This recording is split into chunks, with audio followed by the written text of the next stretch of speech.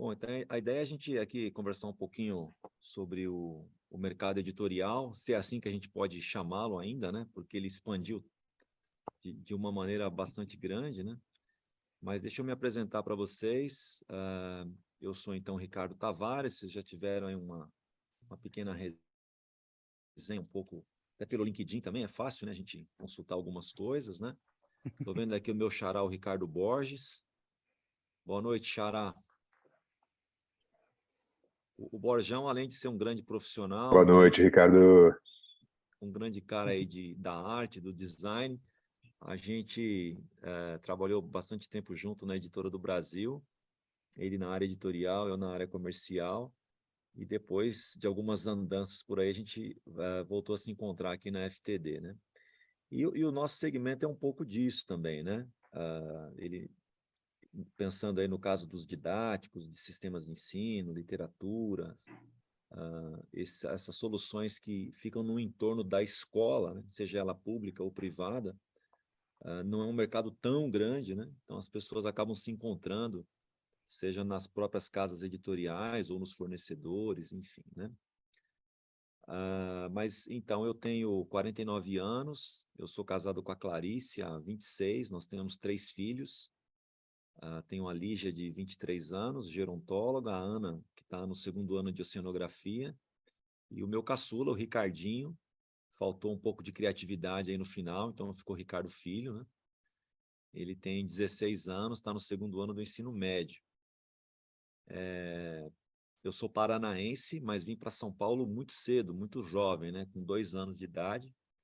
E escola e trabalho foi tudo acontecendo aqui em São Paulo, né? Então, a minha vida foi muito constituída em São Paulo. Eu, o meu ensino fundamental e o meu ensino médio, eu fiz no Senai, um período integral, uma escola, uma instituição que eu respeito muito, né? Entendo que o Brasil explora bem pouco a questão do ensino técnico, né? Isso é uma pena, né? A gente deveria fortalecer muito mais o ensino técnico, né? Se um país quer ser competitivo no exterior, acho que sem ter esse chamado nível médio, né? Bem desenvolvido, eu acho que é um déficit, né? Então eu fui metalúrgico um dia também, né? Mas muito jovem, no início da década de 90, eu fiquei desempregado e foi quando eu tive a oportunidade de ingressar no segmento de educação na área de licenciatura, né? Então eu fui fazer matemática, né? Eu sou professor de matemática, eu lecionei 2 anos na área pública do estado de São Paulo, foi uma experiência maravilhosa. E em 96, eu ingressei na Editora do Brasil. Na época, a gente chamava de divulgador, né? Hoje a gente chama de consultor comercial. E o pré-requisito, na época, é que o consultor comercial, né? O propagandista, o divulgador, o que visita as escolas para demonstrar as obras, o pré-requisito é que ele fosse professor. Então, eu sou fruto de um desemprego que fui para uma licenciatura. Eu sou de uma família de muitos professores, né? Eu sou caçula de 6. Dos 6, 4 são professores, né? 2 se tornaram diretoras de escola, já são aposentadas também. Então, eu sou de uma família de educadores, por isso também tive essa motivação. E foi como eu entrei, né? No segmento editorial. E aí eu fiz carreira na Editora do Brasil, fiquei lá 12 anos, na área comercial, né? Depois de um tempo atuando numa região específica em São Paulo, né? Na Zona Oeste, depois na Zona Sul. Então, eu tive a oportunidade de conhecer escolas muito simples, depois escolas mais sofisticadas. Depois eu fui para Curitiba montar uma filial, então fui gerente de filial. Minha primeira experiência gerenciando uma filial foi em 99. Eu fiquei lá um ano e aí a Editora do Brasil me trouxe de volta para São Paulo para gerenciar a filial de São Paulo, que era uma filial bem maior, né? O estado de São Paulo. Realmente, claro, a população tem a ver com a população escolar, logo tem a ver com o número de escolas e de clientes e de potencial e tal, né? Em 2002, eu assumi uma gerência nacional de vendas, foi quando eu comecei a viajar ao Brasil, e aí eu posso afirmar para vocês que foi uma oportunidade muito legal, porque eu pude conhecer as diversas características da educação brasileira, seja na área privada ou na área pública, né? Eu só não conheço os estados de Roraima e Amapá. Por algum motivo, não consegui chegar nesses lugares, mas todos os outros estados, não só as capitais, como os seus interiores, eu pude percorrer desde as escolas rurais mais simples de redes públicas muito carentes até os grandes colégios dos grandes centros, né? De São Paulo, Rio e mesmo do Nordeste, do sul do país, né? Então, isso me ajudou bastante a entender a percepção dos materiais, como é que eles tinham aderência, né, nas escolhas dessas escolas, como as suas soluções enquanto livros, sistemas de ensino, literatura e outras soluções, né, hoje também no digital. E eu pude cruzar essa experiência prática com muitas leituras, né, de market share, de performance, de faturamento. Então, não só por ter um background comercial, mas também por ter feito matemática, eu me interessei muito por resultados, por performance, né? Me interessei muito por produtos, né? Muito curioso, né? Por que certo produto dava tão certo e outro não dava certo, né? Às vezes uma primeira edição não decola, numa segunda ela já se torna líder do mercado. Então a gente pôde estudar na prática vários momentos, né? Além de acompanhar muito da transição das preferências, né? Seja na época dos PCNs, né? Dos parâmetros curriculares nacionais, da própria reforma ortográfica, como que isso impulsionava negócio, né? Mais recentemente com uma evolução muito forte dos sistemas de ensino, e nesse quesito de sistema de ensino, eu saí da Editora do Brasil em 2008 e me mudei novamente para Curitiba e fui lá ser diretor comercial do Positivo, né? O Positivo ainda não era da Arco, né? Ele era da família, eram 5 sócios, né? Mas a família Guimarães, o Oriovisto Guimarães, que hoje é senador, né? Era o presidente, e eu entrei como diretor comercial, montando uma área para fazer PNLD, malha de distribuição, livro didático, etc. e tal. E depois eu assumi a área de marketing e produto, aí com toda a vertente, não só dos didáticos, mas também dos sistemas de ensino. Então, me ajudou muito também a entender as produções de sistema de ensino, né? Então, eu não sou um editor por profissão, por natureza, mas sempre convivi com editores, né? E sempre pude dar muito pitaco, né? Também com a turma aí, na hora de produzir, né? Então, a minha leitura, ela é sempre muito mais de mercado e negócio, né? De edição, expressamente. Se vocês fizerem alguma pergunta muito difícil, eu vou pedir para o Ricardo Borges responder. Brincadeira, Borjão, né? Não, porque é Ricardo também, né? Aqui tá tudo certo. Mas a gente consegue ajudar também em algumas boas práticas, com certeza, né? Fiz aqui, Lilian, um overview, né? Também de uma parte assim, talvez mais humanizada, para dizer que Acho que tem a o lado gente profissional, trabalhou né? junto e eu não me lembrava. Ai, Eu meu Deus, trabalhei olha na aí. Ediouro na época que a Ediouro estava dentro da Editora do Brasil.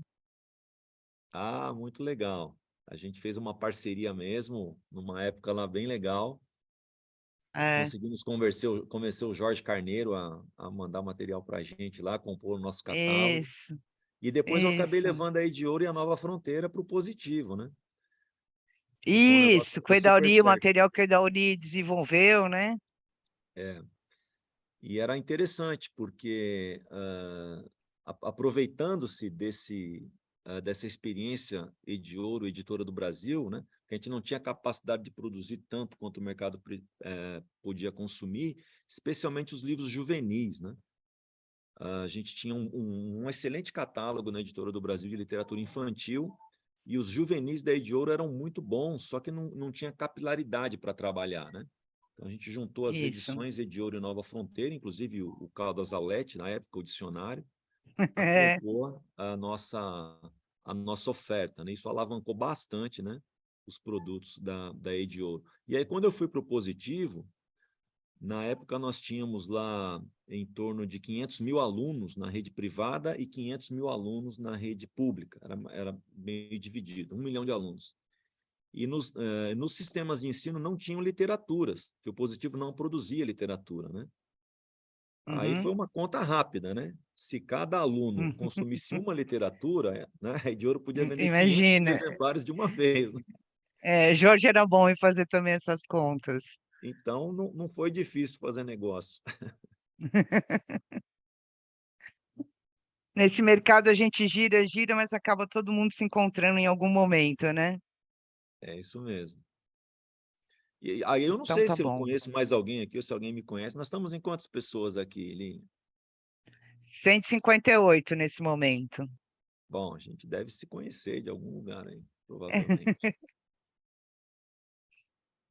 Mas era isso, assim, uma apresentação geral, né? Aí eu preparei um pouquinho aqui de um roteiro, um pouco de mercado. Não sei se você quer que avance ou a gente vai dialogando, como que você prefere. Não, você que determina. Conforme você for falando, se as perguntas aparecerem no chat ou levantarem a mão, eu te interrompo. 8h10, normalmente a gente dá uma paradinha, 8h15, dependendo da sua vontade, mas você que determina. Pode seguir se você está com tudo em ordem. Bom, tá legal.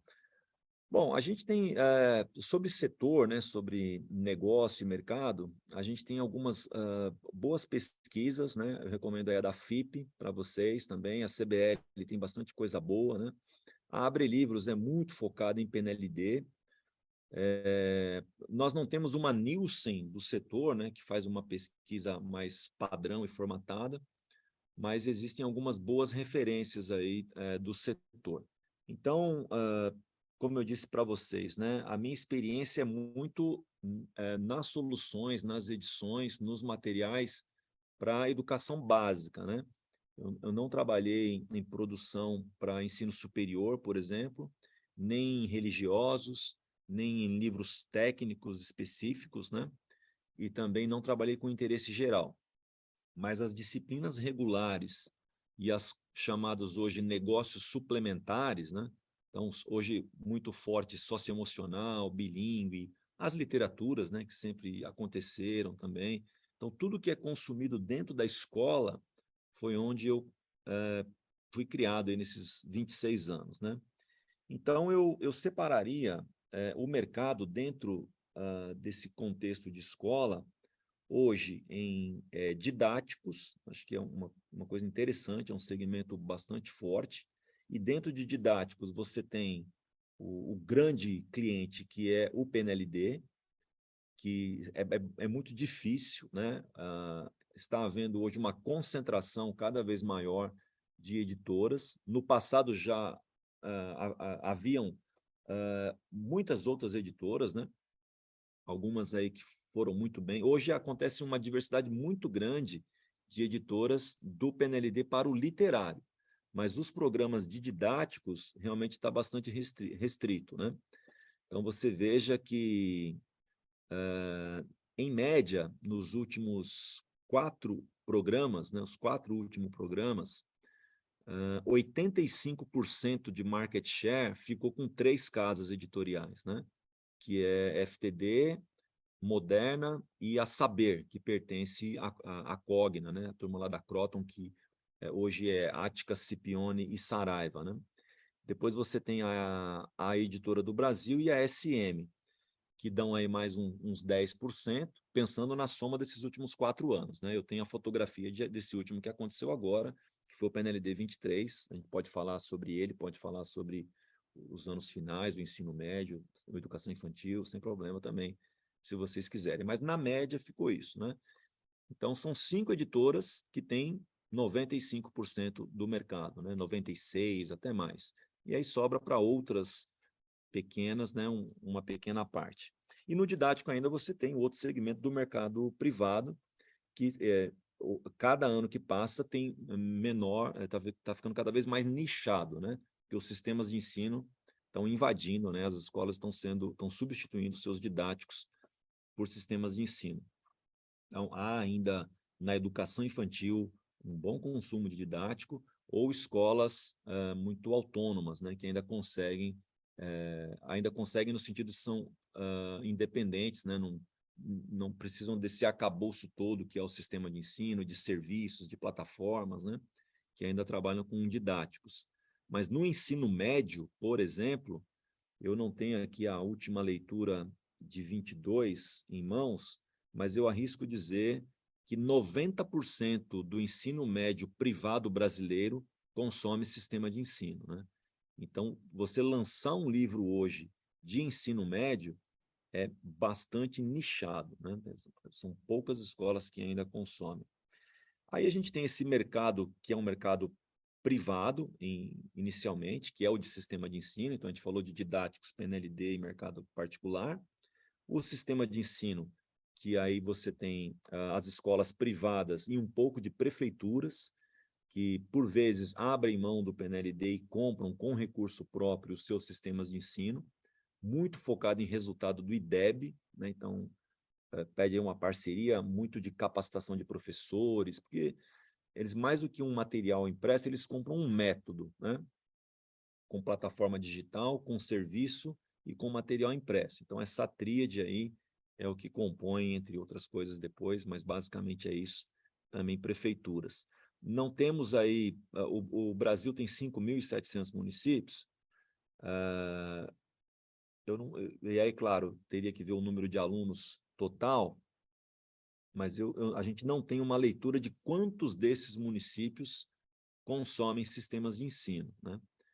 Então, na FTD, por exemplo, a gente deve fechar aí o ano de 22 com aproximadamente 250 mil alunos em sistemas de ensino, com mais ou menos 180 prefeituras, né? Então, você veja que o número de prefeituras é pequeno. Em geral, as prefeituras que optam pelo sistema de ensino são prefeituras que têm uma boa arrecadação de tributos municipais, né? Ou seja, tem uma estrutura, acredita muito na educação, investe recurso próprio, e são municípios, eu diria que para vocês, assim, entre 30 mil e 200 mil habitantes, né? Raramente, acima de 200 mil, eles optam por sistemas de ensino, né? São prefeituras menores ou pequenas e médias, né? Que investem. As prefeituras muito grandes usam material do PNLD em geral, tá? Então, tem esse lugar aí. Ricardo, Pois me não. dá licença só um minuto. Na aula passada, nós tivemos muitas perguntas, porque a turma é muito heterogênea, e se Uhum. você pode resumir em poucas palavras a diferença entre didático e sistema de ensino. Ah, legal. É bom você me dar esses toques, né? Porque senão a gente engata uma quinta aqui, achando que está É, todo mundo compreendendo, né? Mas isso. o didático, eu diria que assim, ele tem um foco muito grande na edição, né? Então, um primor de obra, né? O rigor conceitual. Todo didático tem um método também, que é um método do autor, que geralmente foi um professor, né? Que tinha lá uma linha de ensino que deu certo, então é uma forma da editora formatar aquele método numa cadência de conteúdos e que é aplicável na sala de aula. Claro que tem aí depois a BNCC, você tem os currículos dos estados, né? Você tem aqueles conteúdos geralmente praticados nos anos, e aí começam a variar algumas coisas do tipo tamanho do texto, qualidade das imagens, quantidade de exercícios, né? Ou seja, tudo que a gente fala aqui tem a ver com edição. O sistema de ensino, ele considera isso tudo, mas ele vai além, no sentido de principalmente orientar os professores a como trabalhar aquele material. O livro didático, em geral, eu acho que todos eles, 100%, né? Ele tem um conteúdo do ano, então o aluno compra lá o livro, tem um conteúdo do ano. O sistema de ensino trabalha bimestral, né? Então ele é mais sistematizado, como o nome dele diz, né? Então espera-se que até o mês de abril, por exemplo, ele tenha vencido o primeiro bimestre para receber o segundo volume, né? O chamado módulo 2. E aí termina aquilo ali junho, julho, dependendo do calendário da região do Brasil, já recebe o módulo 3, que é o terceiro bimestre. Então, ele é mais rigoroso em você dar conta nos bimestres daquele conteúdo, né? Diferente do didático, que você pode flutuar e dar o capítulo 3, depois voltar para o primeiro, depois ir para o capítulo 10, né? O sistema de ensino raramente tem essa flexibilidade. E ele é muito enriquecido com relação à capacitação dos professores para usar esse método e também com as plataformas digitais, que vai, em geral, além do livro digital, né? Você tem um livro e você tem ali um QR Code, você acessa o livro digital, ele pode ter alguma interação, mas ele não tem uma devolutiva, por exemplo, se você aprendeu, se não aprendeu, se tem um simulado, né? Então, o sistema de ensino ele tem esse conceito maior de ecossistema da entrega, né? Então, ele vai bem além do que é uma edição. Muitos didáticos, num contexto de oferta comercial e pedagógica, incorporaram alguns desses serviços de sistema de ensino, né?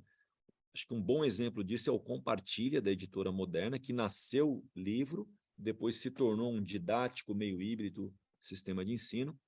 E na FTD a gente tem um caso muito legal, que é uma coleção para o ensino médio, uma coleção de didáticos chamada 360. Na curva da edição, geralmente quando você lança um produto, no primeiro, um produto de sucesso, sei lá, ele vendeu lá, vamos chutar aqui, 15 mil exemplares. Num segundo ano, ele vai vender 15, 16, ele mantém um pouco. No terceiro, ele já cai, né? Porque tem muito reaproveitamento, então cai ali para 10, 9. No quarto ano, ele já cai para 7, 6 mil exemplares de vendas, que é quando, em geral, a gente reformulava o livro, né? Depois de 4 anos. Aí, com um livro reformulado, ele volta àqueles patamares lá de 15 mil novamente. A gente teve essa experiência com esse produto aqui na FTD. No quarto ano, que seria aquele final de vida dele, a gente incorporou serviços de sistema de ensino.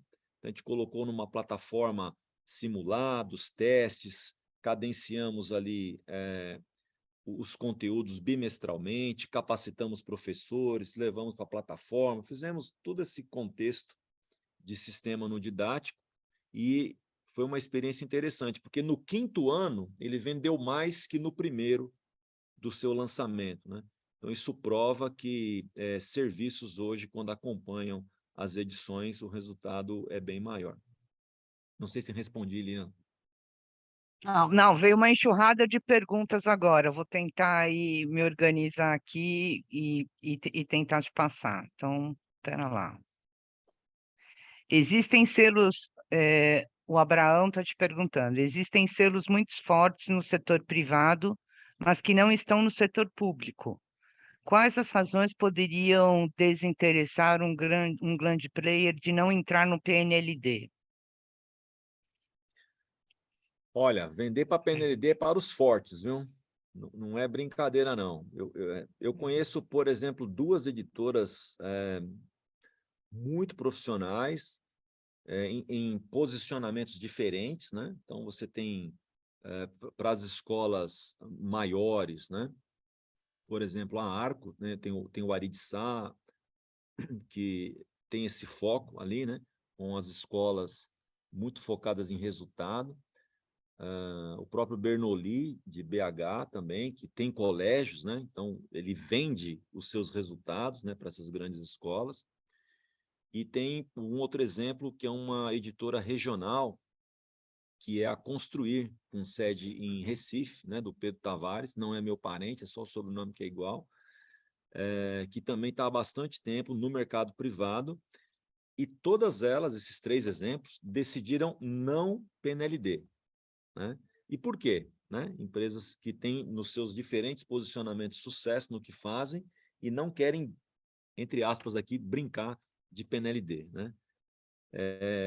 PNLD, ele é assim, ou você, bom, aí pela concentração você já percebe, né? Ou você vai muito bem, ou você não aparece, né? Então, o risco é muito grande, né? Sem contar que você tem que investir com muita antecedência nos materiais, faz todos os materiais, você não sabe se eles vão ser aprovados, né? E se ele não é aprovado, assim, é binário, né? É 1 ou é 0, né? Então, se ele é aprovado, você tem chance de competir com esses grandes players. Se ele é reprovado, aí tem até às vezes dá certo, mas é raro, né? Você pegar esse material reprovado e querer colocar ele no mercado privado, né? Às vezes não dá aderência, né? Porque no PNLD você tem que atender uma moldura, que é o edital, né? Então tem que estar dentro do edital. Então, se você não tem já uma estrutura pensada de longo prazo, né? Em hora ganhar, hora perder, mas na média, né? No filme dos anos, você manter, né, algum resultado, é muito difícil entrar. E, particularmente esse ano, né, está sendo muito difícil trabalhar com PNLD, a questão dos cronogramas, tá bem complicado mesmo, né? A gente, há alguns anos atrás, talvez aí 5, 10 anos, mesmo sem ter o edital, a gente já podia começar a produzir, né? Porque você sabia mais ou menos como as coisas vinham, né? O próximo edital será o PNLD 25 do ensino médio, e salvo alguns cafés com autores, né, alguns contatos, eu duvido que alguém já esteja fazendo alguma coisa com o PNLD 25, né? Porque você não sabe que edital será esse, se vai ser por área, se volta a ser separado por especificidades de disciplinas, né? E às vezes você começa a fazer uma coisa, eles mudam, ou eles dizem que vai ser uma coisa, 2 meses depois muda tudo, né? Então, eu diria que é para os fortes e o alto risco, né? Dos governos, é claro. Não recomendo, para efeito de gestão de empresa, você ser governo dependente, né? É como você ter uma empresa pequena e fornecer 80% da sua produção para o Carrefour. O dia que o Carrefour te deixar, a empresa quebra, né? Então, se você depende muito do É o governo, o que risco nós é muito tínhamos grande. no trade de venda concentrada, Saraiva Cultura e hoje migra para a Amazon, a mesma coisa, né? Exatamente. E teve gente que teve muito problema com essas empresas que você citou, porque ficou tudo lá, né? Era canal dependente, né? Então, acho que é isso. A gente aqui na FTD, eu arrisco dizer que do tamanho que a gente é hoje no mercado privado, especialmente por conta dos sistemas de ensino, que a gente investiu bastante nos últimos 10 anos, e também fazer um PNLD como a liderança dos anos iniciais que a gente teve agora, com 32,5% de market share, é meio que um bicho raro, assim, né? Você ser muito forte de um lado e ser também bastante forte do outro, né? Temos muita oportunidade ainda no mercado privado, né? Do lado de cada FTD, porque os players são diferentes, né? São especialidades diferentes. A Moderna mesmo se separou, né? Moderna só PNLD agora e Santillana só mercado privado, né? A, a Cogna já fez isso, Saber é só PNLD e Somos é só mercado privado. São empresas com gestão bem separada, né? A gente ainda aqui tem esse desafio de querer fazer tudo e às vezes é cansativo. Bom, a próxima, então. Ficou claro, pessoal? A Cíntia está te perguntando, já que os sistemas de ensino, pelo seu esquema, são bimestrais, eles apresentam esses conteúdos mais atualizados? E aí, já na sequência, a Elaine está te perguntando se o manual do professor não cumpre esse papel de auxílio que o sistema de ensino também apresenta. Legal, perguntas muito boas, né? Hoje, além do sistema de ensino ter uma questão bimestral, e ele facilita, sim, uma atualização mais breve, as plataformas do sistema de ensino são muito consumidas, então você pode atualizar o conteúdo. Por exemplo, não há sistema de ensino de uso em 23 que não aborde os fatores do Covid. E um livro didático lançado o ano passado ou retrasado teria que esperar 3, 4 anos para falar disso, né? Você imagina falar sobre eleições, né? o ano que vem a gente já está falando ali com toda a clareza no segundo bimestre, no primeiro, claro que não, porque o material já está pronto, né? De quem vai ser o presidente do Brasil, né?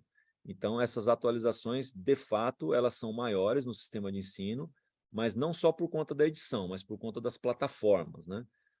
Os sistemas de ensino hoje, que também não precisa ser diferente do didático, fica aqui uma dica importante, eles podem ser acompanhados de QR Codes nos capítulos, e o QR Code você atualiza no digital, né? Você não precisa esperar uma nova edição, né?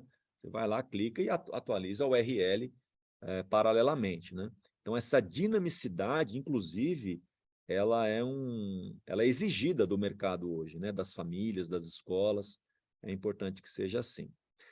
Com relação ao manual do professor, eu tenho uma péssima notícia para vocês, né? Que professor não lê o manual do professor. Então, puxa vida, a gente capricha tanto, né? Pois é um papel hoje do chamado departamento pedagógico ou educacional das editoras, entre aspas, ler o manual para ele, né?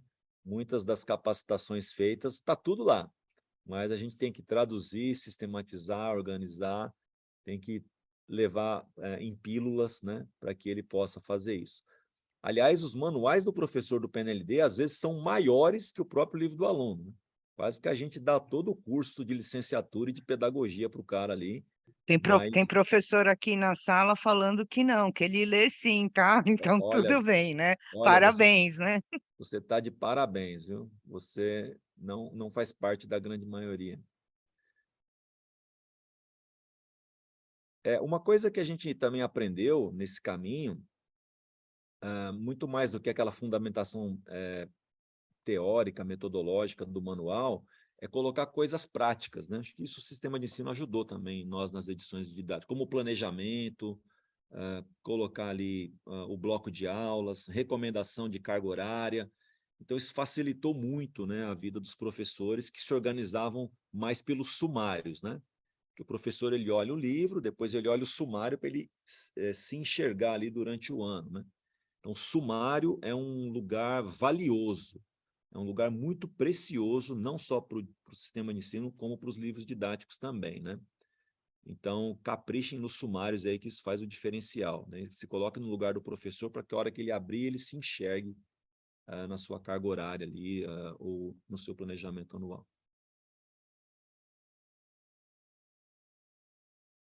Então, acho que as perguntas respondemos todas. Deixa eu ver, entrou uma agora.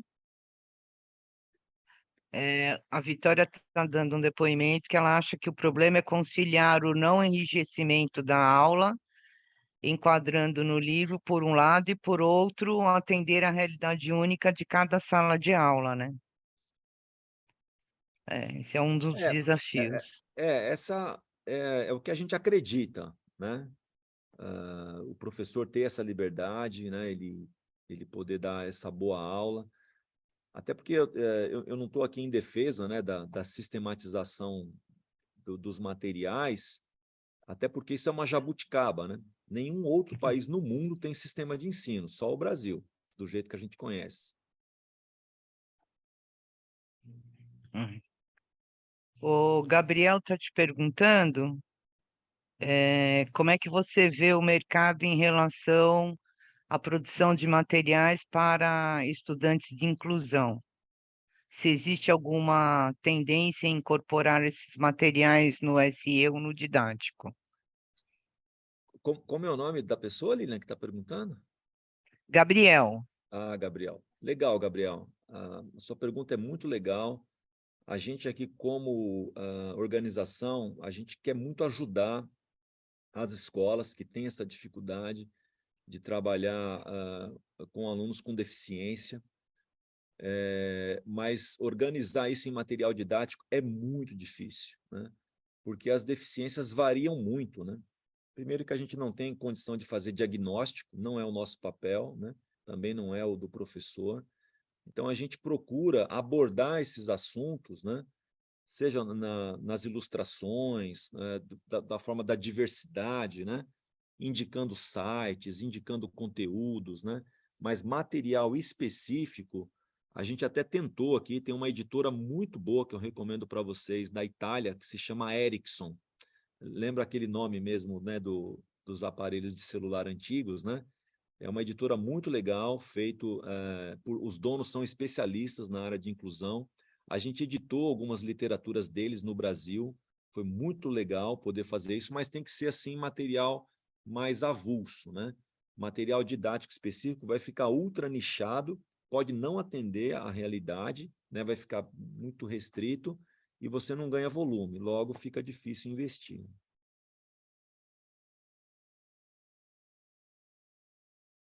Espera aí que eu estou organizando aqui as perguntas.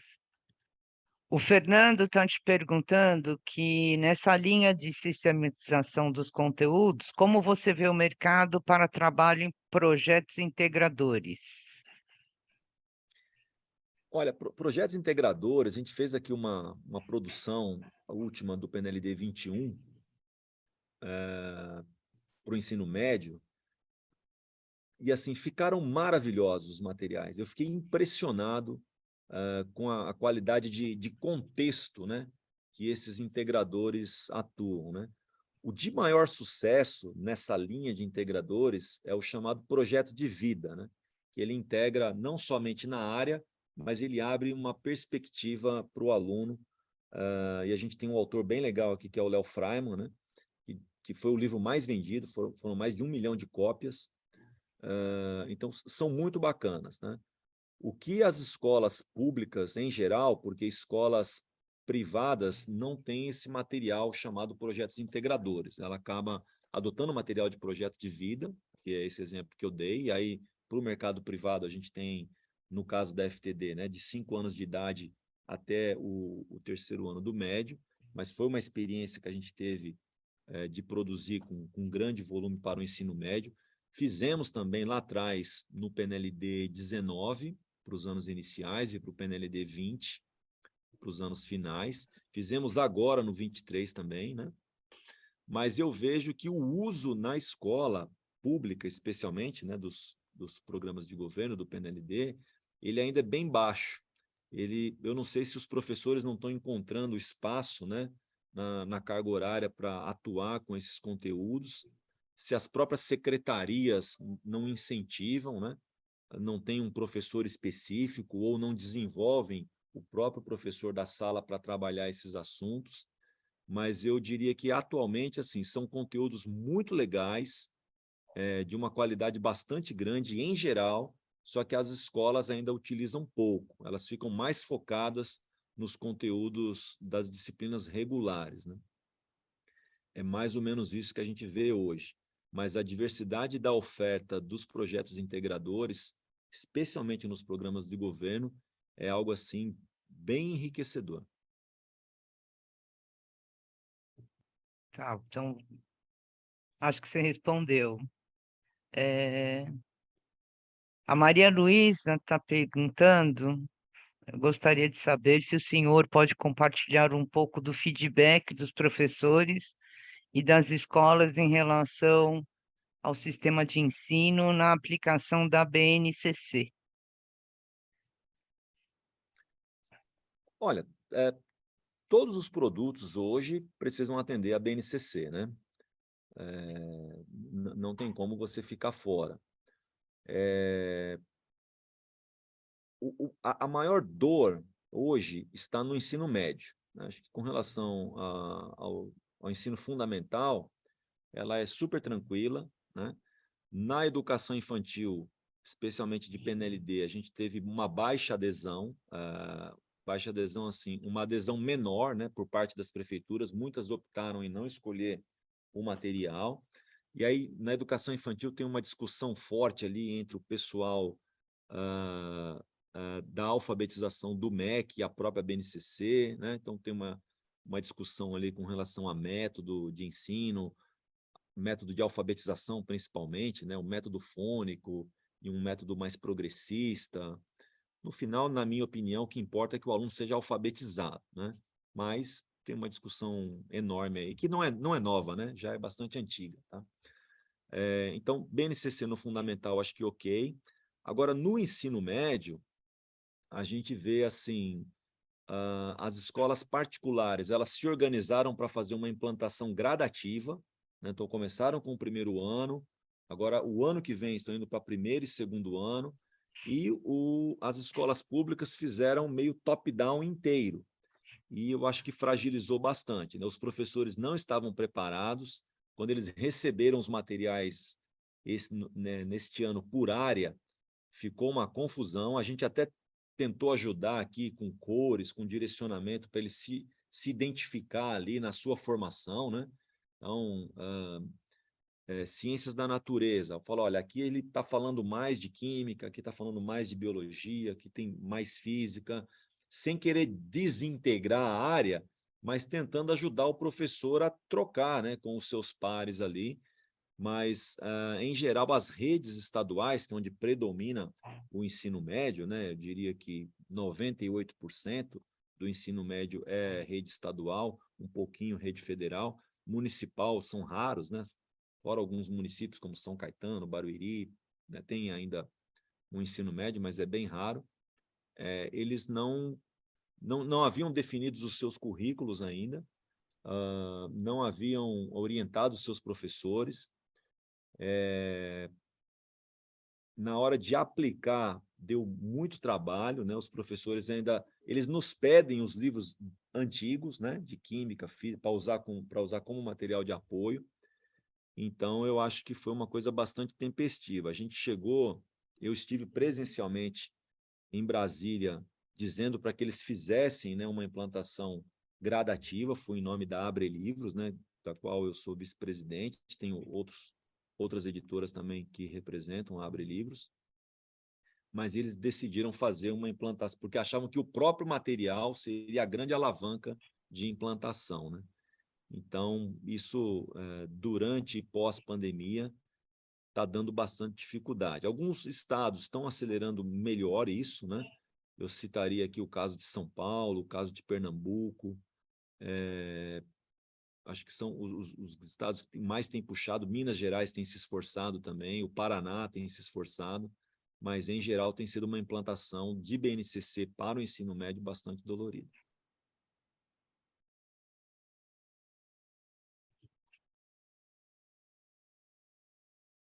Eu estou indo na ordem, tá? Para não pular ninguém nas perguntas. Que já foi, cada uma UFD são diferentes necessidades, não existe material, acessibilidade. A Lígia está perguntando o seguinte: o que vocês mais olham quando selecionam os livros para didático? Chegam a encomendar para os autores por temas ou selecionam livros enviados para vocês?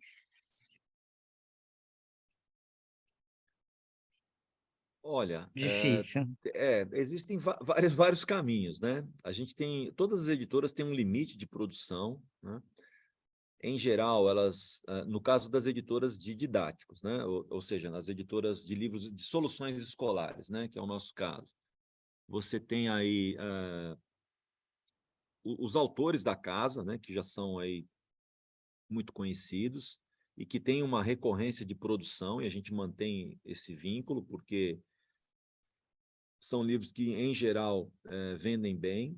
A editora geralmente lança uma coleção, né? No caso da escola. Alguns saem avulsos, mas ela gosta de fazer coleção, especialmente da educação infantil, e aí são coleções da educação infantil, não, dos livros infantis, né? Então, são coleções mais ou menos temáticas, tá? Publicar hoje numa grande casa editorial um livro avulso, né, de alguém desconhecido, é muito difícil, é bem raro mesmo. Geralmente sai por editoras menores, uma produção independente, só que daí não tem divulgação, não tem alcance das escolas, etc. e tal. E também a gente busca muito em feiras internacionais, né? Livros que já têm sucesso em outros países. A gente também comercializa livros para outros países, então tem uma troca aí de publicação, né, de publishers. A maior feira de literatura infantil do mundo é a de Bolonha, né, que é muito legal. E Frankfurt ainda é uma feira de editoras em geral, né, incluindo interesse geral, mas que também tem muita publicação de livros juvenis, né? Então, acho que é isso. Tem muito a ver com o feeling do editor. O comercial pode pedir algum tema. Olha, estão falando aí que agora, se tiver livro de bullying, a gente vai vender bastante, né? Aí o pessoal vai lá ver o que tem que fala disso, etc. e tal, né? Então, os temas também podem vir do campo. Isso acontece também, né? A gente mapeia todas as listas de adoção, não todas, né? Em torno de 20 mil listas de adoção de materiais anualmente, e aí a gente consegue perceber os livros que estão em tendência, né? Aí acaba também, olha, esse livro está em alta, vamos colocar aí para produzir, né? Agora, com o crescimento dos sistemas de ensino, tristemente ou não, né, aí do ponto de vista de cada um, muitos deles já levam as literaturas, né? Então, tolhiu um pouco aquela liberdade que o professor tinha também de adotar e de escolher um livro de literatura, né? Ele já está indo meio que, claro que tem todo o sistema de ensino ele coloca ali um nível de complexidade do texto de acordo com a faixa etária, uma diversidade de gêneros textuais, né? Uma diversidade de temas, então ele consegue também distribuir um pouco de assuntos, de complexidade e de gêneros dentro dos livros, mas muitos já estão indo acompanhando os próprios sistemas, né? Aí dá adoções, a gente chama de standalone, né?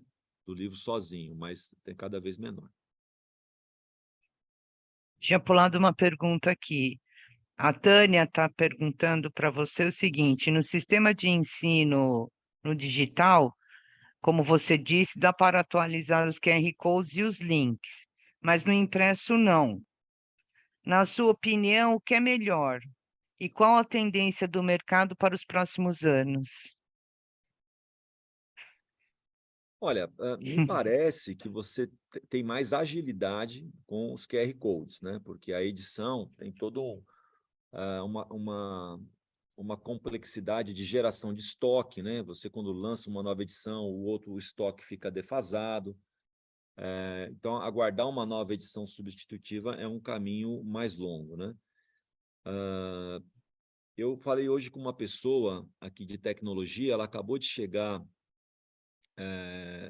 de Orlando, numa feira do Gartner, né, que a gente pode consultar aí as boas práticas em tecnologia, e ela disse que voltou muito frustrada com o Elementary School, né, que é o nosso ensino fundamental, de que a tecnologia tá a passos lentos ainda, né? Então, acho que essa questão de plataformas são importantes. Você não consegue a adoção de materiais se você não oferecer uma solução em plataformas, né? Com simulados, uma série de coisas e tal, mas a usabilidade ainda é aquém da disponibilidade, né? Tem mais coisa boa disponível do que sendo usado. Então, as edições impressas ainda prevalecem.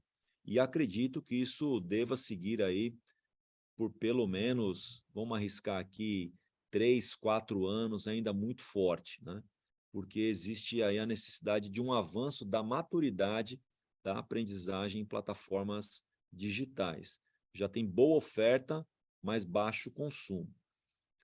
Você pega aí talvez um melhor exemplo disso, que é o sistema de ensino da Geek, que é totalmente digital, né? Ele nasceu digital, o Sasaki está aí há muitos anos, né? Fazendo um cara da Poli, um cara muito joia. Ele está há pelo menos aí 16 anos com soluções digitais. Agora que ele consolidou, e a Geek deve ter menos de 1% do mercado privado. E acabaram o ano passado para esse ano, um lançamento interessante, né? Que eles lançaram material impresso para complementar o digital. Então, lá nasceram só digital, mas os clientes estavam falando, não, a gente também precisa de material impresso. Então, ele fez um caminho inverso, né? Veja como aí o consumo do impresso ainda é importante. São muitas perguntas, viu, Ricardo? Então a gente tem que ir devagar aqui para não nos perdermos. Tem que juntar os blocos. É, Eu estou tentando acompanhar aqui também, mas vou desistir, senão vou deixar para não, então, você.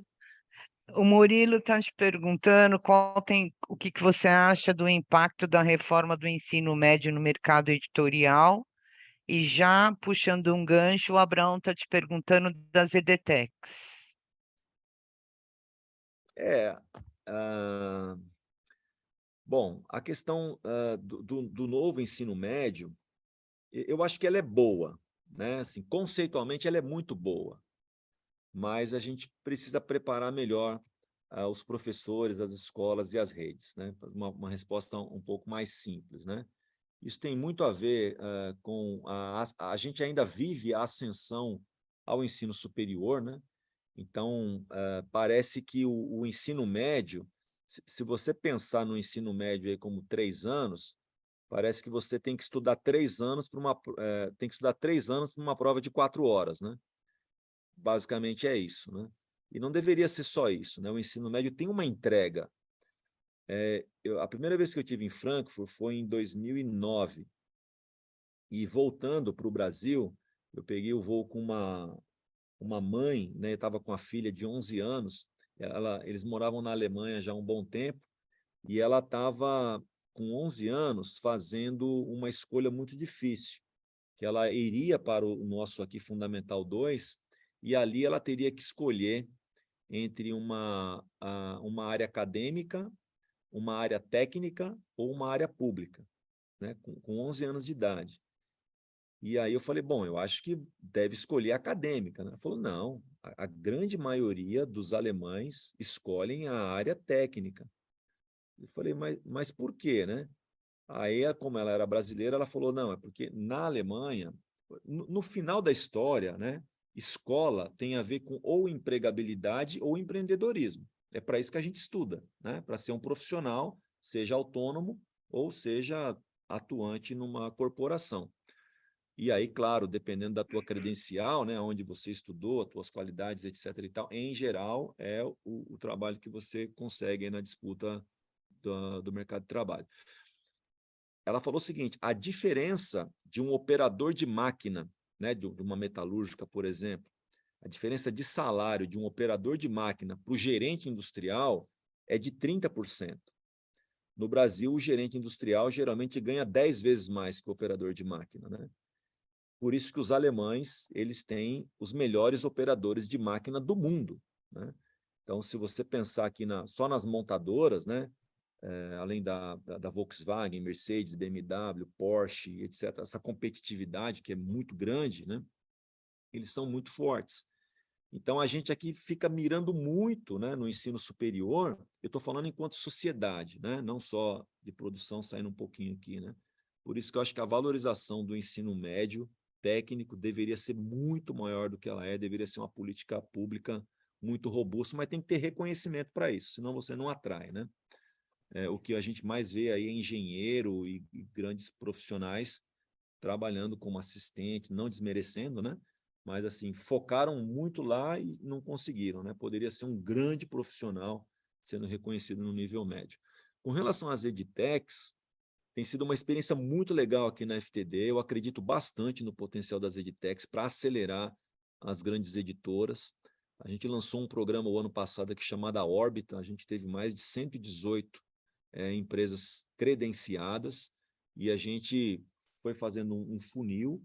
Foi muito legal, né? É muito rápido, é muito ágil, mais do que uma entrega tem a ver com um método, né, de trabalho e a gente fez parceria com algumas delas e a gente está com um programa bastante forte. Hoje a gente tem aqui em torno de 28 edtechs sendo geridas, né?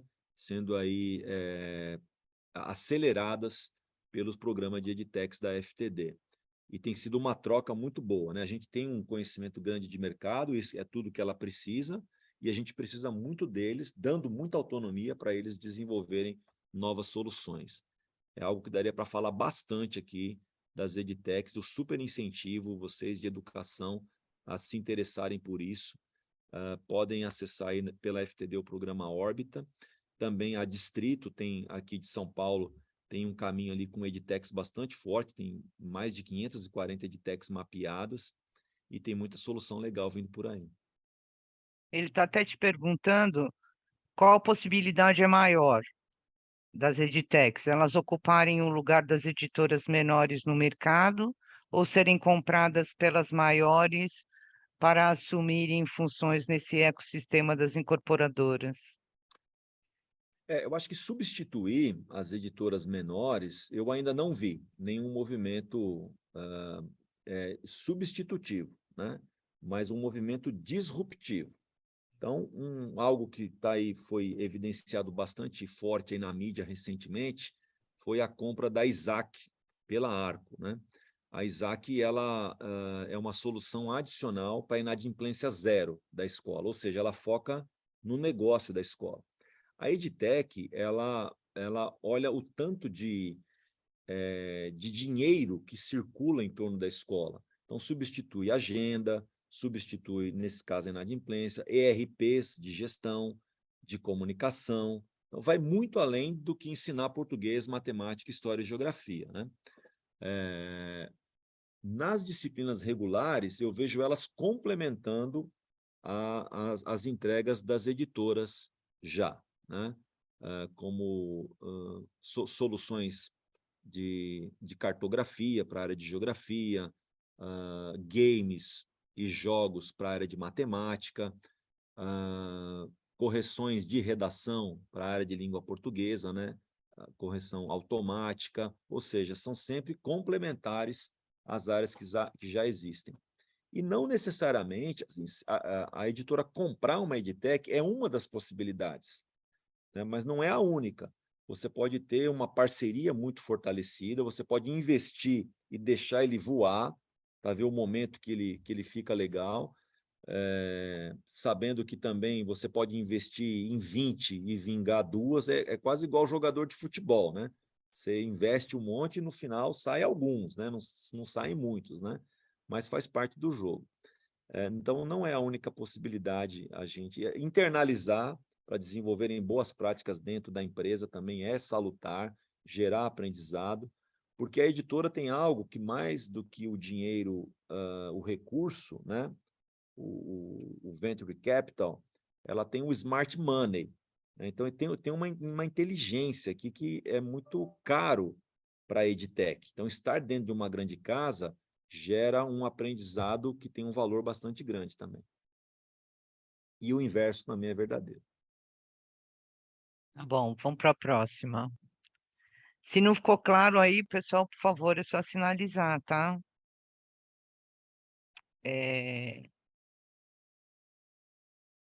O Diogo está te perguntando se há alguma perspectiva para um edital específico para os itinerários formativos do ensino médio. Ô Diogo, esse daí, o edital do 21 é o edital infinito, né? Que não acaba. Daqui a pouco estamos em 2025 e não termina esse 21, né? Esse era o chamado objeto 6, para quem conhece de edital. Só que isso é igual o Louro José. A gente não conheceu até que ele morreu, depois a gente conheceu o cara quem era, né? Não dá para saber. A pergunta de $1 milhão que eu sempre falo, né? Esse daí vai ser duro. Primeiro a gente tem que arrumar a formação geral básica, depois a gente faz dinheiro. O Ouro está te perguntando. Posso palpitar? Pois não. Vai lá, Bel, dá um pitaco bom aí. O seguinte, que a gente está falando da questão dos itinerários formativos e da possibilidade da gente ter um edital. Eu acho muito difícil. Acho que eu não dava o Ricardo Chino me viu no comecinho da aula, e eu trabalhei bastante com PNLD e dou um curso aqui na casa também sobre isso.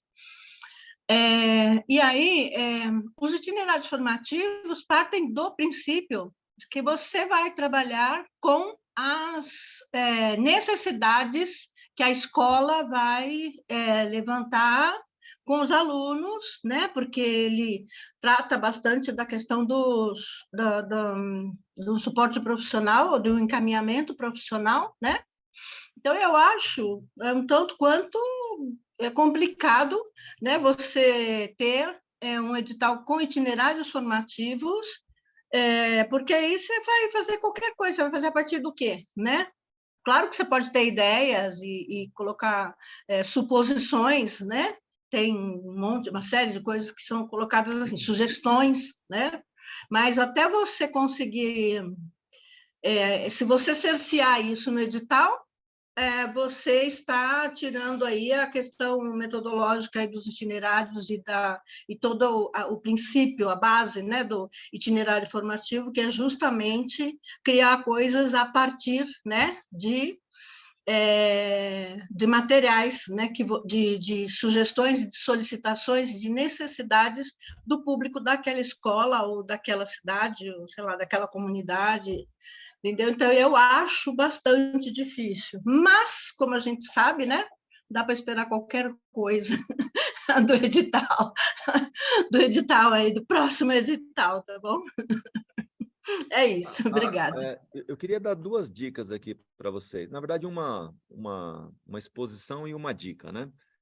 Nós produzimos alguns itinerários formativos para o ensino médio para a nossa solução de sistema de ensino do mercado privado.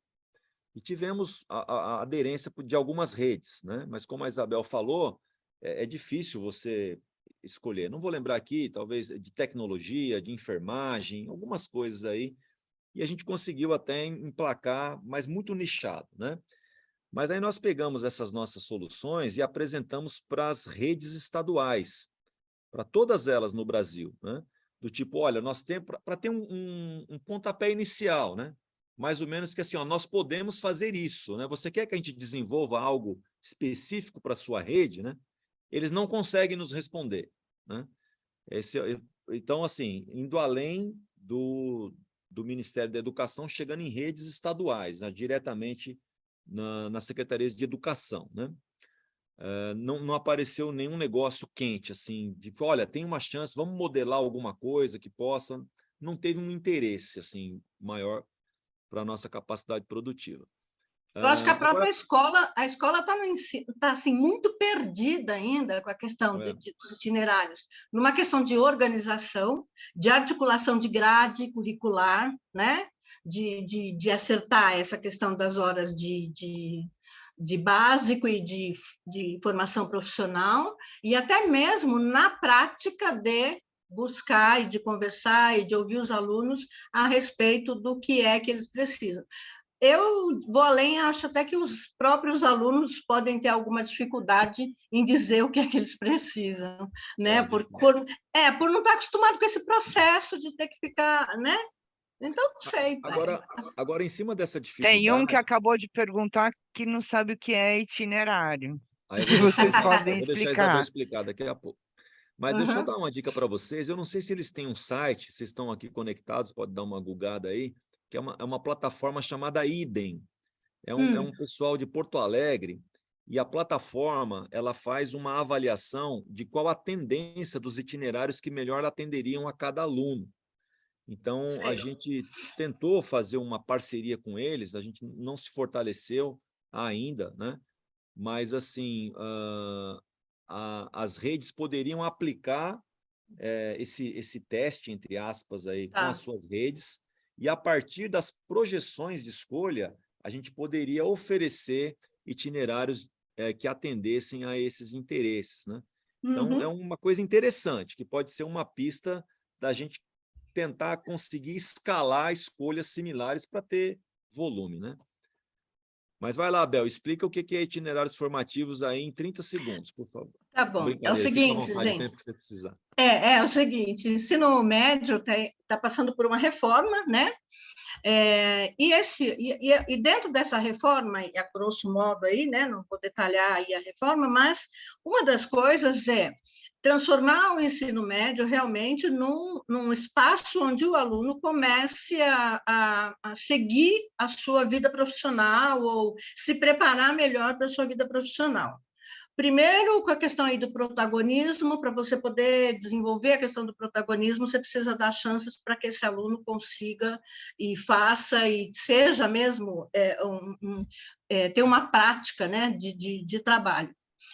Aí, então, o que acontece? Eles aumentaram a carga horária do ensino médio, né? Assim, gradativamente isso tem que aumentar, tem que chegar a 3.000 horas, diferente de 1.000 horas por ano, diferente das 800 horas que normalmente era. E dentro dessas 3.000 horas, 1.800 horas estão destinados a todo o conteúdo básico aí da BNCC, E 1.200 horas estão previstas para os itinerários formativos. O que seria esse itinerário formativo? Pode ser um aprofundamento das questões voltadas aí para a vida acadêmica que cada um está querendo seguir, pode ser um curso profissional e pode até, inclusive, fazer uma parceria com escolas técnicas para poder fazer essa parte. Ele pode oferecer pequenos cursos de formação, que a gente chama de qualificação, né? E ter uma certificação intermediária, que é a coisa mesmo que ele estava falando, enfermagem, sei lá, elétrica, na parte têxtil, coisas práticas que possam ajudar, a tecnologia, né, ajudá-los na questão da formação profissional de acordo com os interesses. Esses itinerários formativos, eles têm partes que são eletivas, o aluno pode escolher.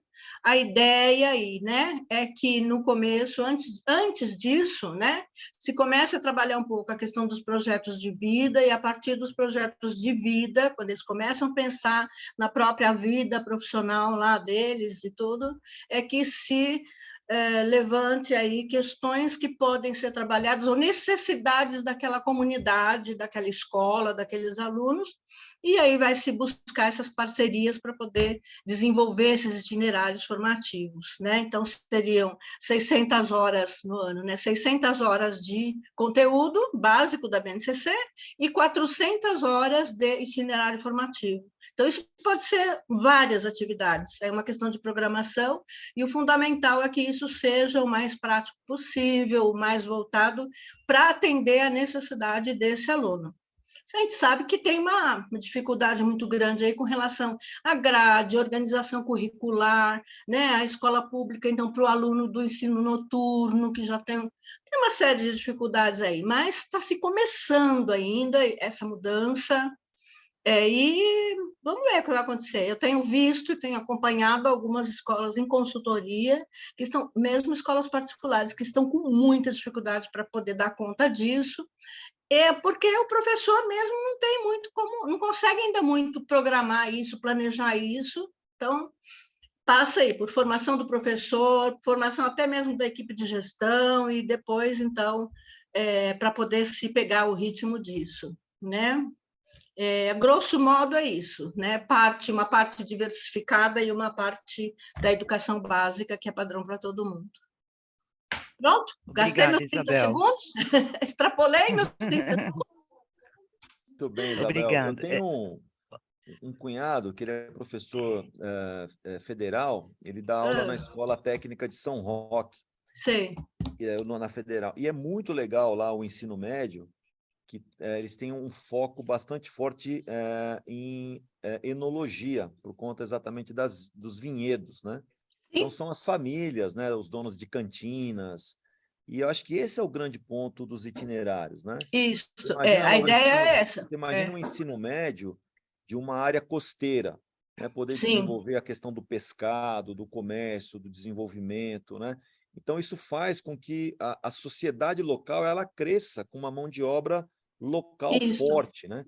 Então, ele flerta um pouco com aquele ensino técnico que eu estava falando no início. Exatamente. Né? O articulado, o ensino técnico articulado e essas coisas todas, né? Então, Hoje isso em é dia, muito legal. hoje em Tecnicamente dia, é muito legal, né?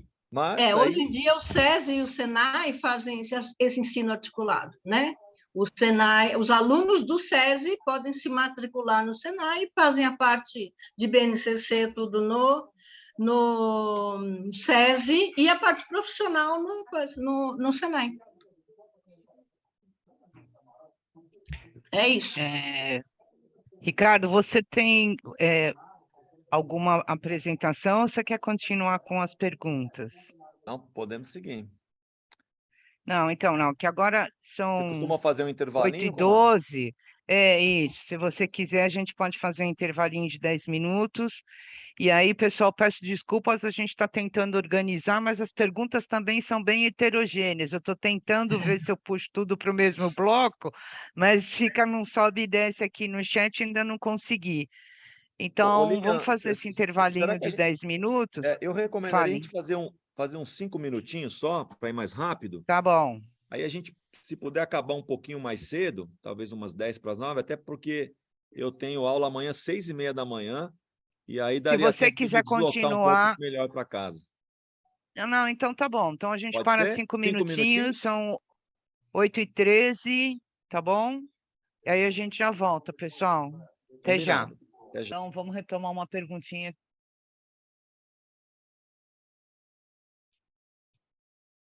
Vamos retomar uma perguntinha que ficou aqui para trás um pouquinho. A Cíntia está te perguntando, ela não sabe se talvez a pergunta seja básica demais, mas as atualizações das plataformas, elas passam pelos mesmos processos? Elas são feitas pelos autores, tem revisão e tudo mais? Bom, em parte sim, né? A gente, por exemplo, tem aqui um time bastante robusto de tecnologia, que tem que estar muito conectado com a área de produção editorial para subir esses conteúdos atualizados, né? Então tem que toda a produção impressa, a gente também faz uma atualização na plataforma digital, então ela acaba concomitante, né? Nós ainda temos nosso setor, né? Acho que ainda tem um bom caminho em fazer uma produção para descarregar nas diferentes mídias, seja impressa, seja de plataforma. Precisam aí de algumas adaptações, né? Porque você publicar um PDF, né? Você subir um HTML, são coisas assim mais básicas, né? Mas hoje espera-se, isso é um conceito muito do CMS, né? Que é o Content Management System, ou seja, é um sistema de gerenciamento de conteúdo. Mas o que se espera de uma plataforma é um LMS, né? É um Learning Management System, ou seja, mais do que subir conteúdo, é procurar proporcionar uma experiência de aprendizagem, e aí fica um pouco mais sofisticado, né? E atualizar isso é mais complexo do que só subir conteúdo. Então, nesse sentido, a gente precisa ir além, né? O, o, a tendência que a gente vê é que esses LMS eles evoluam para um Adaptive Learning, que é o ensino adaptativo de cada aluno. Então, pensando aqui no ensino médio, né? Se o cara está indo muito bem na área de humanas, o próprio sistema já diz, olha, aqui você está ok, mas na área de matemática você precisa desenvolver mais. Então, ele dá mais carga horária a partir de testes, né, e de uma inteligência artificial que mapeia o comportamento de estudo, ele te dá mais conteúdos para você desenvolver onde você tem mais gaps, né? Seria como você ter numa sala de aula 30 alunos e o ensino adaptativo ele é um professor para cada aluno, que seria impossível sem a tecnologia, né? Então, é para esse lugar que evolui aí a tendência muito focada em dados, né? Em experiências, não só testes simulados, quizzes, né? Mas do próprio comportamento. Esse é um caminho que direciona aí as plataformas para o futuro, na minha opinião. E aí sim, é mais complexo você fazer essa evolução nesse lugar do que só corrigir, atualizar e subir conteúdo no CMS. A Elaine está perguntando se você acha que as metodologias ágeis vieram para ficar e nos ajudar no fluxo da produção editorial. Algum tipo de métrica que demonstra, né, melhoras ou não nesse fluxo, na implantação na FTD? Você acha que tem resistência por parte dos times nessa implantação? Olha, eu diria que assim, na FTD, a gente evoluiu muito nos métodos ágeis na empresa como um todo, né? Não só na produção editorial. Muito na produção de testes, né? O famoso MVP, de testar, de saber. Porque o método ágil ele tem muito a ver com mudança de mentalidade, né? Então, você ser uma empresa mais aberta ao erro, né? Mas não é o erro pelo erro, é aprender com o erro, corrige rápido para tentar acertar, né? Para dar só um exemplo, né? A gente já trabalha aqui muito com squads, né? Ou seja, pessoas dedicadas, trabalha pelo job, né? Pelo projeto, deshierarquizado, ou seja, quem é um especialista disso se junta aqui. A gente tem muitos aqui POs, né? Que é o Product Owner, né? Que é o cara que ele tem um empoderamento daquele assunto, ele que direciona o time, que pode ser do mesmo nível das pessoas que estão trabalhando, porque em um outro momento, um outro PO do mesmo nível pode assumir o tema. A gente tem também uma iniciativa muito legal que a gente startou aqui do ano passado para cá, que é a gestão por OKRs, né? Então, são os OKRs, né? Que é os Objectives Key Results. Super recomendo um livro para vocês que é Avalie o que Importa, do John Doerr, acho que esse é o nome do cara, que começou isso com essas empresas de tecnologia, Google e outras. O próprio Bonovox utiliza esse método para a gestão dos trabalhos dele, é muito legal. Isso a gente internalizou, né? O próprio ambiente da FTD a gente mudou para ter uma gestão à vista, uma série de coisas e tal. Agora, isso vai muito bem até quando cai um edital do PNLD no colo, né? Aí você tem que dar conta, né? Assim, não tem muito mais OKRs, né? O Agile Coach, você já dispensa ele, fala, meu filho, eu tenho que entregar esse negócio aqui. Aí a gente volta para a prancheta num padrão linear. Então, eu diria que sim, ok, sou super fã, recomendo, me interesso, acredito, mas tem hora que a gente tem que fazer o que tem que fazer, né? E é isso. Não sei se eu ajudei ou piorei. É isso, Borjão, ou não?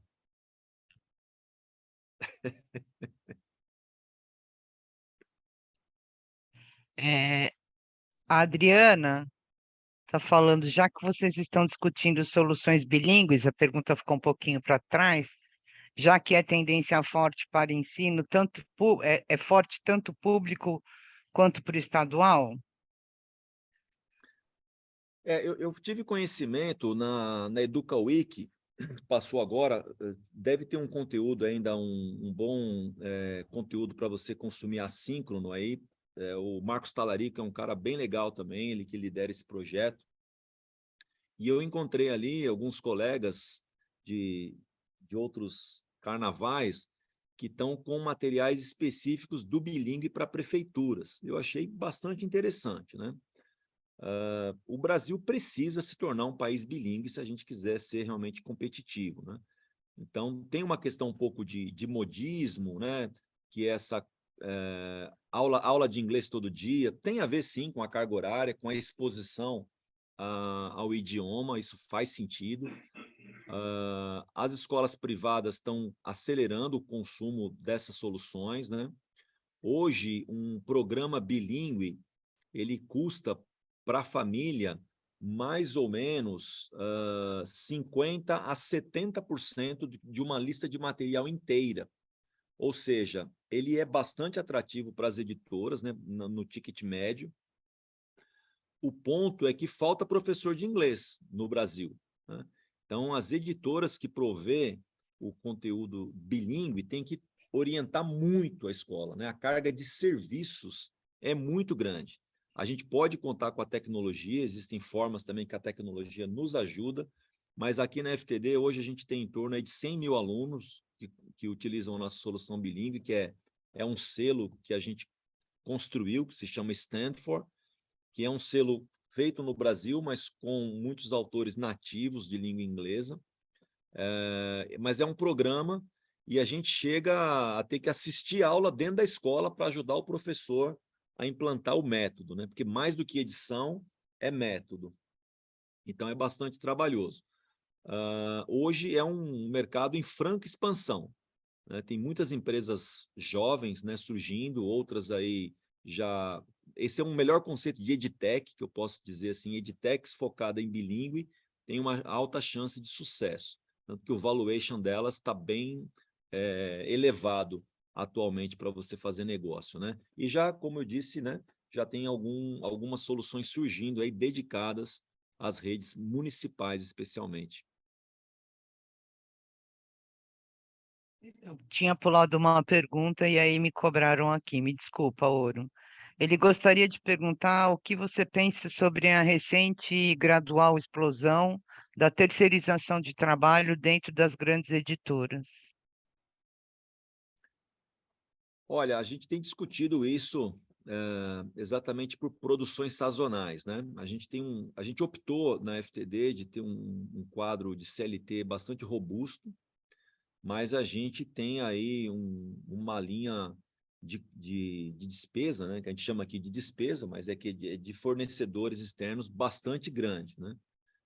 Isso tem muito a ver com o crescimento de sistemas de ensino, que tem isso em comum, né? Que é a compra de conteúdos, né, de produção e depois, claro, mediado por um editor sênior, né, para não ficar um Frankenstein, né, uma coisa, então tem que ter um método, tem que ter uma coerência, tem que ter uma curadoria, que a gente chama aí de quality assurance, né, você mapear durante o processo aí um processo bastante sério para o rigor conceitual, para que ele seja validado, sempre focando no método, e isso tem a ver com a redução das produções autorais dos didáticos de privado e muito na construção de métodos e outros produtos digitais, serviços, simulados, etc. e tal, que conectam com esses conteúdos. Logo, o quadro de terceirização aumenta.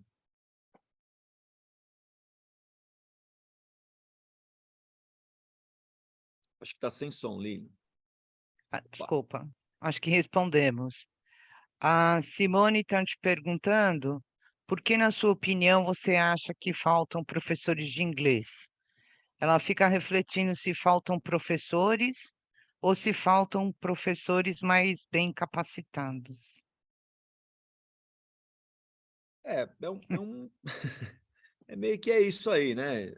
Tem que ser além daquele professor de inglês que fez letras, né? Hoje o professor de inglês tem que dar conta dos conteúdos da atualidade, tem que trazer discussões, acho que tem que ampliar aí o repertório pensando num ensino mais globalizado, né? Eu tenho um sonho aqui que espero colocar em pé.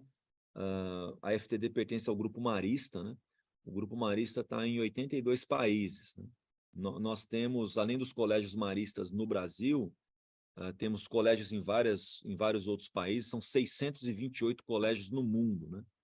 E eu fico aqui, por que não nos conectarmos com colégios de língua inglesa, né? Na Austrália, nos Estados Unidos, no Canadá.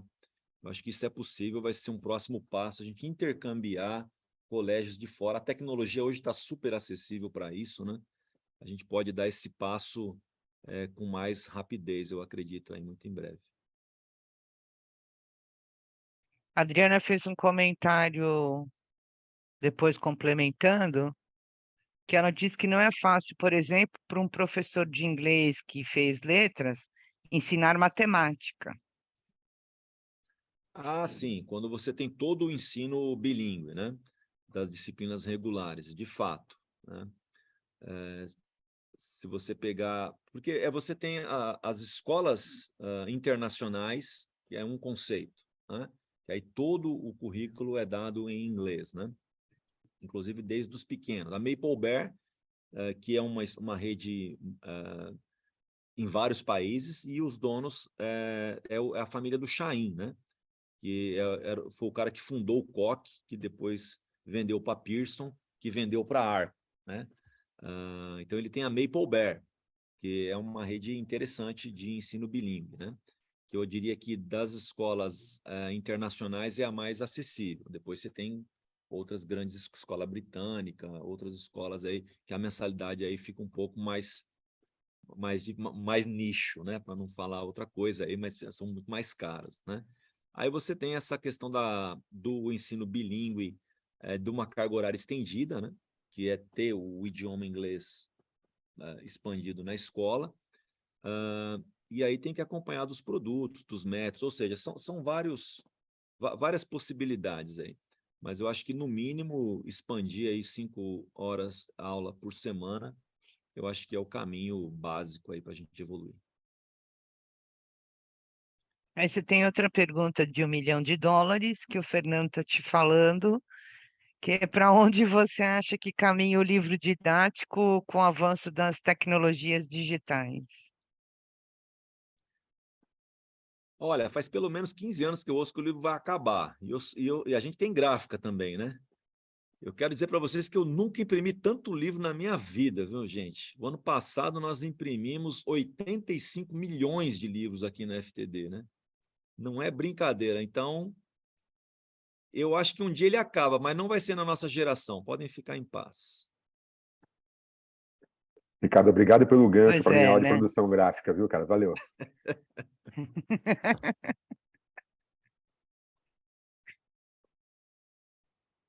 Bom, acho que eu fiz todas as perguntas, eu estou tentando rever, ver se eu passei por mais alguma coisa. O professor pediu para sair, para a gente concluir um pouquinho mais cedo, às 10 para as 9, por causa do compromisso dele. Se vocês quiserem fazer mais alguma pergunta, tirar alguma dúvida, pode abrir a câmera também, viu, pessoal? Pode levantar a mão, não tem problema nenhum, podem ficar Pode bem à falar também, vontade. Lina? Pode abrir o microfone. Oi, Pode, aí, o Fernando já levantou a mão, pode falar, Fernando. boa noite, obrigado, parabéns aí pelas suas apresentações, muito faz a gente refletir bastante. Eu tinha jogado essa questão aí do livro didático, não tanto assim seu pensamento do livro impresso, né? Mas me intriga muito assim, me faz pensar muito como o suporte digital permite entregar para o aluno algo, uma experiência muito diferente. Então, do seu ponto de vista dessa relação conteúdo e o interlocutor, obviamente a gente está falando de outro lugar, né? E eu sempre fico imaginando, será então que esses livros começam a integrar todas essas novas tecnologias, não só livros, aí deixa de ser livro, deixa de ser uma outra forma de intermediar essa relação? E como é que para onde isso está indo na visão? É uma pergunta meio futurista mesmo, mas talvez nem tanto, né? Não, mas é legal você trazer isso, viu, Fernando? Entendi um pouco mais aí a amplitude da tua questão. A gente, por exemplo, aqui na FTD, estamos com as primeiras iniciativas do metaverso, né? De entrar na FTD, de consultar os produtos, as soluções, de uma forma imersiva, né? Então, o Zuckerberg está olhando com bastante otimismo, né, esse futuro aí, e de que maneira isso pode impactar na educação.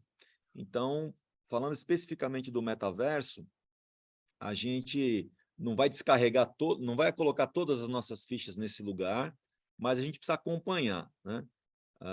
Do nosso lado, a gente escolheu ser um fast follower, né? Que é um seguidor rápido. Acho que ser propositivo para ser disruptivo, isso cabe às edtechs, porque elas podem quebrar e nascer de novo 2 meses depois, né? A gente é mais avesso ao risco. Então, precisamos fazer o arroz com feijão muito bem feito, que no final de tudo, o importante é o aluno aprender mais e melhor, seja em plataforma, seja no livro, seja em apostila, seja com materiais montessorianos, que não tem material nenhum, né? O importante é que eles aprendam. A nossa função, talvez de todos aqui, ou de quem está ingressando, é fazer com que os alunos aprendam mais e melhor. E aí tem N formas que isso pode acontecer. O digital realmente pode nos ajudar muito, mas eu, particularmente, sempre tenho um livro na mão, né? Quando não 2, 3 ao mesmo tempo, né? Sou super fã do livro físico, o consumo ainda é bastante grande, acho que as coisas podem se complementar, no caso, por exemplo, dos pequenos, né? Eu acho que isso vai muito longe. No ensino médio, a gente já vê aí materiais digitais com mais intensidade, especialmente na rede privada, né? Mas a gente não pode imaginar que isso é aquela digitalização do livro impresso. Vocês lembram? Os primeiros era assim, olha, você pode marcar o texto, uau! Né? Olha, você pode anotar, uau! Ou seja, a gente levou toda a cabeça analógica para uma tela. Não é sobre isso. Não é. Para fazer isso, continue com o impresso. Por que você vai sofrer do outro lado? Continue fazendo as suas anotações, os seus modelos mentais, né? Agora, na hora de aplicar um simulado, colher uma resposta rápida, saber dos seus déficits, das suas potencialidades, o digital ajuda bastante. Então, eu acredito que eles são muito complementares e não substitutivos. De novo, os sistemas de ensino têm evoluído muito forte, comparando com o livro didático, né? Mas ele é um livro didático distribuído de uma forma diferente. No final, trata-se de método e sistematização do conteúdo. Para quê? Para que o aluno, de alguma maneira, aprenda mais e melhor, né? Eu gostaria que todos os professores do Brasil tivessem mais autonomia e pudessem eles mesmos fazerem isso, né? Eu tive na BET London em 2020, foi a última antes da pandemia presencial, em janeiro de 2020, e tinha um pavilhão enorme lá em Londres, só com soluções para professores. E lá o professor compra o material, claro que ele tem um poder aquisitivo para isso, né? Então, coisas assim sensacionais, que não era para aluno, era só para professor, que o cara pode dar uma aula incrível com o livro, com as suas ferramentas dele, das disciplinas que fossem, né? E eu falei, poxa vida, se no Brasil a gente tivesse isso, seria muito legal, mas é claro que o professor teria que ter um reconhecimento melhor do que ele tem. Ficou uma pergunta, Márcia? Eu vou fazer essa pergunta, depois você pode falar, tudo bem? A Renata está te perguntando sobre a implantação da BNCC de computação. Se há perspectivas de materiais para atender essa demanda. Olha, a gente não tem isso mapeado aqui, né? Hoje a gente fala da questão da lógica, né? Do pensamento computacional. Sim, isso está previsto na BNCC, mas a gente trabalha ele de uma forma integrada, né? Com matemática, com outras disciplinas. A gente tem material, por exemplo, com educação financeira, que aí os softwares fazem parte dessa composição também, né? Então, eles estão integrados. O material específico, eu acho que vai ser bastante raro o mercado aceitar, logo, bastante raro as editoras produzirem. Pode falar, Márcia, depois eu faço a outra pergunta. Boa noite, Ricardo. Obrigada Boa pelo noite. espaço. Boa noite. Bom, eu só para te falar, eu trabalhei muito tempo com formação docente, trabalhava como assessora pedagógica na Editora do Brasil há um tempo. E mais uma vez, o nosso foco aqui é edição, mas é uma coisa que me inquieta muito. Você falou uma coisa muito que para mim tem muito a ver, essa questão da formação do professor, né? Eu acho que agora a tecnologia está tão forte, está tão assim intensa, e assim eu ia muito nas escolas. E a gente fazia assim, sentava do lado do professor e fazia esse movimento. Olha, professor, a necessidade. Então, assim, existe uma resistência muito grande à questão da tecnologia. Eu acredito que essa geração que tenha vindo aí, porque eu também não sou nova e também corro atrás o tempo todo, estou sempre entrando em plataformas novas para ver como é que está funcionando a coisa, porque a gente também vem de uma outra geração. Mas, assim, eu acredito que essa leva de professores jovens que vem agora aí, capaz de dar uma engatilhada bem melhor na tecnologia, porque a gente vê uma resistência muito grande. Por isso que eu acho que o foco ainda é a formação docente, né? A editora, o sistema, seja lá o que for, está muito próximo desse professor, porque se ele a faz e a coisa acontece, ele consegue entender o processo, o aluno tem a ganhar, né? E a escola tem a gostar do material, ou seja, começa a existir essa parceria forte. Se você não tiver uma formação assertiva e buscar isso, o professor nunca vai ter esse olhar. Enquanto ele não tiver, sei lá, que nem você falou da feira, professores buscando, né? Buscando essa formação necessária. Claro que tem a questão, e aí entra a questão também do livro físico, que não tem como acabar com certo, porque a gente tem ainda comunidades muito carentes que ainda a gente precisam desse material na mão, e tem muitos, assim, que a gente sabe que estão em inteligências altíssimas que são ali com o livro na mão, que nem usa a tecnologia porque não tem acesso. Mas eu acho que é isso, eu acho que esse estar perto do professor, esse trabalho com a escola, de investir nessa formação, que eu acho que é o diferencial mesmo da tecnologia hoje. Legal, Márcia. Bom, eu falei para vocês que o meu caçula tem 16, né? Ele estava ainda acho que no 9º ano, com 14, mais ou menos.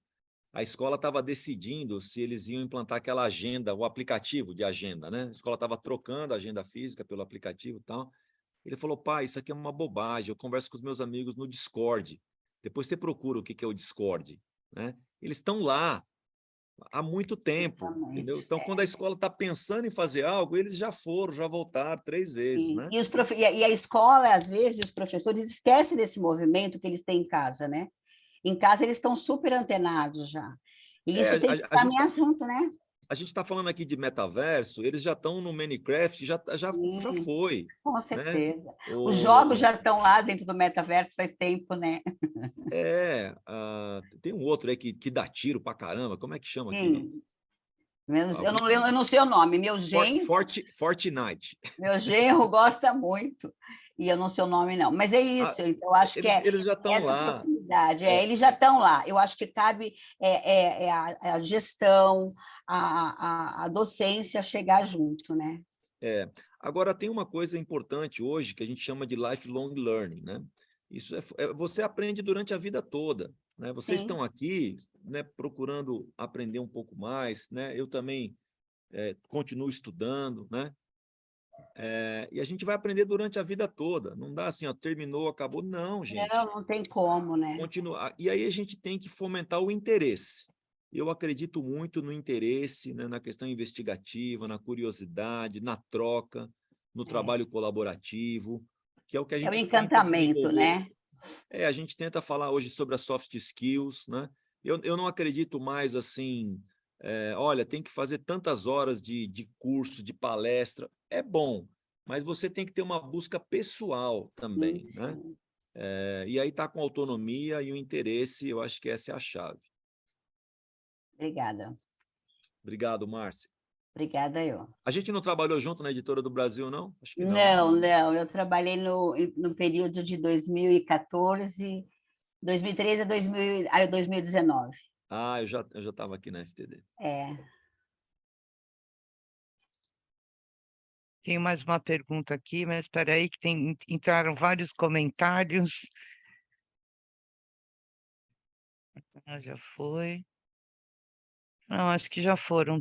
As perguntas já foram. Agora a maioria tudo é comentário. Então, se você quiser encerrar, porque eu sei que você está com um horário marcado, pode encerrar. A gente agradece muito a sua participação. Eu sei que muito também das perguntas que vocês estão fazendo hoje, pessoal, no decorrer do curso, elas também vão ser esclarecidas por outros professores, né? O bate-papo do Ricardo hoje foi para nos atualizarmos, né? Para entendermos como é que funciona tudo. A Casa Educação e eu agradecemos imensamente, foi ótimo. Para mim que não sou da área, então, que eu sou da área de trade do normal, está sendo um super master aprendizado. Bom, Lili, eu que agradeço, parabéns para vocês estarem investindo tempo aqui, né, com essa curiosidade, com essa busca. É um mercado apaixonante, né? Bom, sou suspeito para falar, né? Gosto demais. Minha vontade realmente é melhorar a educação desse país. Para mim não tem outro caminho, né? Eu conheço muita gente linda, maravilhosa, que faz coisas incríveis, anônimos incríveis, né? Essas pessoas nos motivam, nos inspiram todos os dias, e vocês passam a fazer parte desse rol dessas pessoas hoje na minha vida, né? Os alunos estão adorando, todo mundo te agradecendo muito, acharam sensacional. Obrigada Imagina. mesmo de coração. Foi só um bate-papo. Eu não sou. Bom, fui professor. Bom, quem é professor sempre é, né? Fui lá atrás, mas não é, né, o meu forte, mas poder contar um pouquinho da nossa experiência aqui, para mim também foi uma noite muito gratificante. Muito obrigado.